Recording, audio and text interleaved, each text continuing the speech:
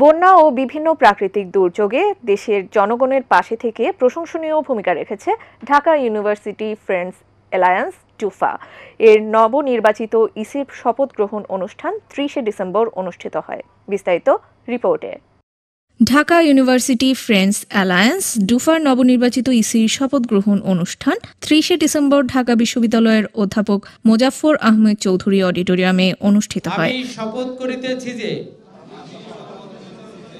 আমি ডুফা গঠনতন্ত্রের রক্ষণ, সমর্থন ও নিরাপত্তা বিধান করিব। ইতোপূর্বে অনলাইন ভোটিংয়ে ঢাকা বিশ্ববিদ্যালয়ের সহকারী প্রক্টর মোহাম্মদ মাহবুব কায়সার, সংগঠনটির সভাপতি, ওয়ান ব্যাংকের রিটেইল ব্যাংকিং বিভাগের SAVP Mohammad Delwar Hossain Miraj Mithu, general secretary এবং আল আরাফা ইসলামী ব্যাংকের independent director Mohammad Ashraful Hasan Adnan FCA treasurer নির্বাচিত হন। এছাড়াও সদস্যদের ভোটে 14 জন সদস্য প্রতিনিধি এবং 12 জন বিভাগীয় প্রতিনিধি নির্বাচিত হন।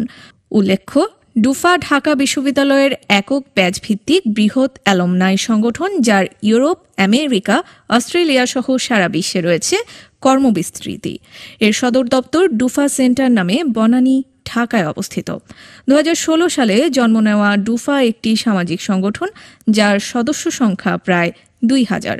2016 সালের 2 ডিসেম্বর মধুর গোলঘরে, এই তো পাশেই, এটা ঐতিহাসিক জায়গা ডুফার জন্য আমরা 20টা বন্ধু একত্রিত হতে পেরেছিলাম টুগেদারনেস ফর বেটারমেন্ট এই স্লোগানকে ধারণ করে, যে একটা সংগঠন আমরা যাত্রা শুরু করেছি।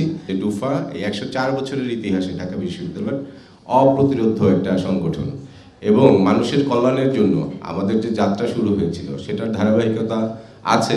ডুফার বয়স 8, বন্ধু পল্লব বলেছে, বাট আমাদের কিন্তু 50 ছুঁইছি। তো এর মধ্যে আমাদের কিছু সিগনেচার প্রোগ্রাম অলরেডি আমরা এস্টাবলিশ করেছি, তো সেগুলো রিপিট করতে চাই না। যে আমরা যদি ওই সব প্রোগ্রামের মধ্যেই থাকতে চাই, তাহলে মনে হয় আমাদের মধ্যে অত প্রতিদ্বন্দ্বিতা, প্রতিযোগিতা আছে না, যে কোন কমিটি বেশি ভালো করলো, কোন কমিটি কেমন করলো, ওই দিকে হয়তো যাওয়া যাবে না, সুযোগ সেটা কম হবে। যেসব স্ট্যান্ডার্ড প্রোগ্রাম আছে ওগুলো যাতে আমরা স্ট্যান্ডার্ডটা মেনটেন করি, কিভাবে আগে নিয়ে যায়। সংগঠনটি নিজস্ব জীবিত ও প্রয়াত বন্ধুদের পরিবারের কল্যাণের পাশাপাশি ইতোমধ্যে বন্যা ও বিভিন্ন প্রাকৃতিক দুর্যোগে দেশের জনগণের পাশে থেকে প্রশংসনীয় ভূমিকা রেখেছে।